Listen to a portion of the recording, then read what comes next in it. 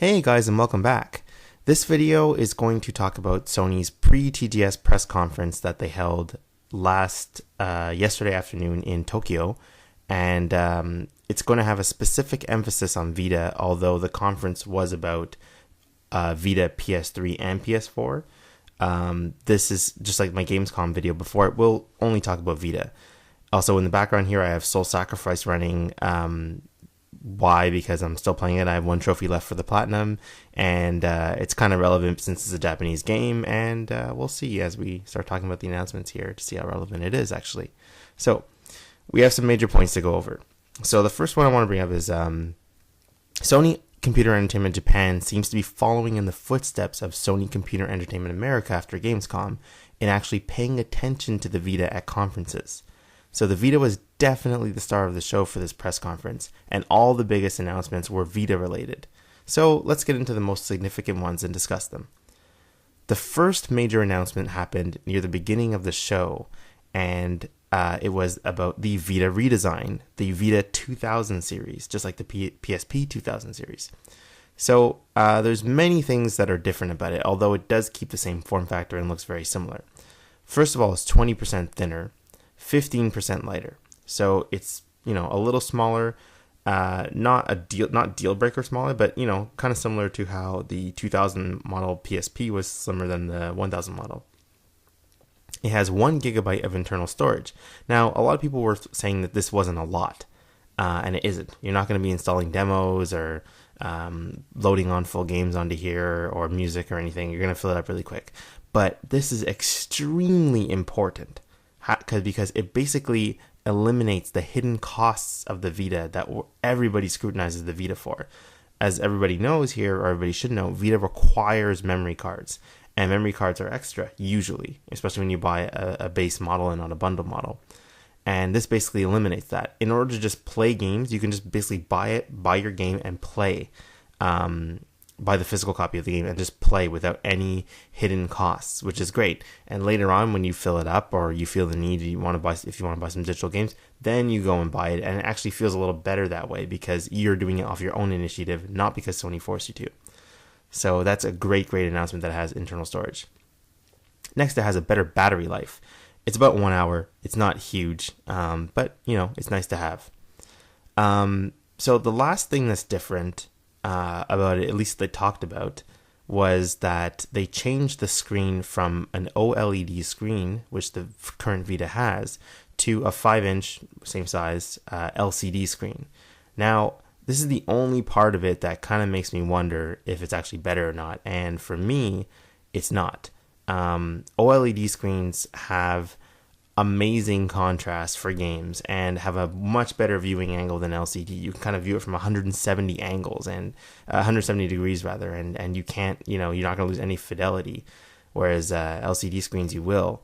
Vita, just having that OLED screen set it apart, and a lot of people really talked about how much it made colors pop and how amazing it made, how amazing games looked on that OLED. Everyone was talking about. So changing to LCD is kind of questionable, but it's obvious why they did it. LCD screens are cheaper, and this model is cheaper. It's $190 as opposed to $250, which was the normal price for Vita in Japan. So this will spur sales.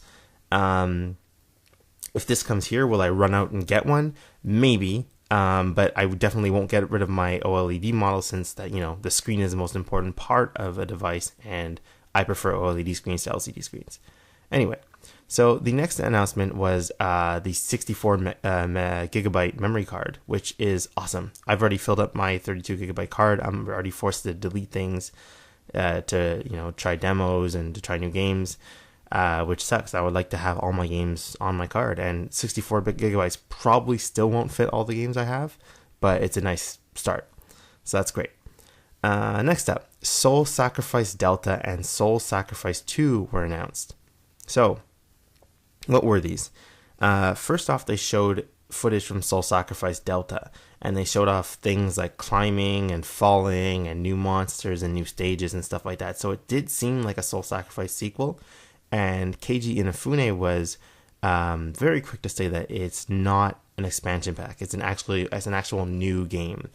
but was also quick to say that it's not Soul Sacrifice 2, which is coming in the following year, probably in 2015. So Soul Sacrifice Delta just seems like it. Also, he talked about how Soul Sacrifice Delta is different. It's different because in Soul Sacrifice you have your good side, your saving side, and then you have your evil, sort of more sorcerer-like sacrificing side. Whereas if you were a neutral build, you just kind of had nowhere to fall in. And so Mr. Inafune talked about how you have your saving sect, your sacrificing sect, and a specific neutral sect. So he gave them, their own emphasis, and how these three sects are doing battle with each other, which is kind of cool. He didn't really talk much about Soul Sacrifice 2, but he did say it was coming next year, and I'm sure that'll be much different from these two games. So Soul Sacrifice Delta is not really a sequel, but it is a new game, and he did, encourage people who really like Soul Sacrifice to buy that game. So yeah. So the next announcement was Phantasy Star Nova, and this is a Vita exclusive Phantasy Star game. They talked about how well Phantasy Star Online 2 did on Vita. And obviously, I think it's sold. They said something like over 600,000 unique players playing that game in Japan on Vita specifically, with hundreds of thousands of them actually purchasing things. Since it is a free to play game, but hundreds of thousands of them actually purchased things. So Sega was quick to see there was a potential user base there, so they got into it. They definitely made this game, and they're making this game now. And they haven't shown much gameplay. They haven't shown any gameplay actually, but I'm really looking forward to this. It has a lot of potential. So there were multiple multi-platform games announced. Natural Doctrine, which is a strategy RPG, if I remember correctly. Yakuza Ishin, which is a Yakuza game coming to PS3, PS4, and Vita, and actually looks pretty neat. Wonder Flick, which used to be an iOS old school kind of RPG, which is now being instead brought to PS3, PS4, and Vita. Dynasty Warriors 8 Extreme Legends, which is also confirmed for Vita as well as other consoles, and other games they were talking about. So finally, which was what probably the biggest news for me personally, they announced PS Vita TV. So this is probably the hardest thing to explain in their press conference, and they didn't really talk about it, that much. It's basically a little box, kind of similar to how Apple TV is. It lets you stream your Netflix, lets you stream your Hulu Plus, and lets you, access your videos, pictures, browser, whatever that does.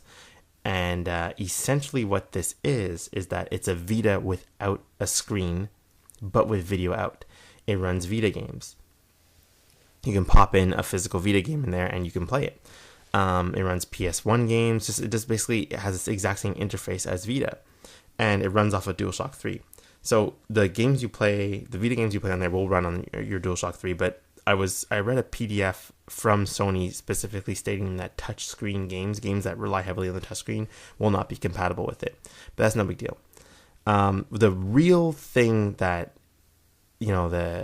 what makes this thing have a lot of potential is the fact that it is essentially a Vita in every way without a screen, meaning that you can stream PS4 games to another screen, just like with Remote Play. With Remote Play, it streams it right to the Vita screen. With PS Vita TV, you can bring that with you, hook it up to an HDMI cable to another TV, and let's say if your buddy's hogging the TV watching the football game, you can leave your PS3 on, let him watch the football game, walk into another room, and just stream it to that TV instead. If you decide to go on a business trip halfway across the world and you want to access your PS4, maybe play some slower paced games with not too much lag or whatever, you just bring your little PS Vita TV with you in your pocket, pop it out, take out an HDMI cable, plug it into the hotel TV, it'll turn on your PS4 for you, and you can game on your PS4, which is all the way across the world back home in this hotel there. So it has a lot of potential to be an amazing companion to PS4, as well as something to spur Vita game sales, because maybe there are a lot of PS4 owners who never wanted a Vita, don't like to play portables, but Remote Play interests them because they don't want to stop gaming. So they can just bring this along with them to a friend's house or to another room or whatever, and just give them an option. And this will help them this could potentially make them into Vita gamers, since they could buy the Vita games they're interested in and play them on their TV. So it was just a really, really cool announcement. I don't really know, like, I see a lot of people excited about it, but I see a lot of people down about it. I just don't understand why.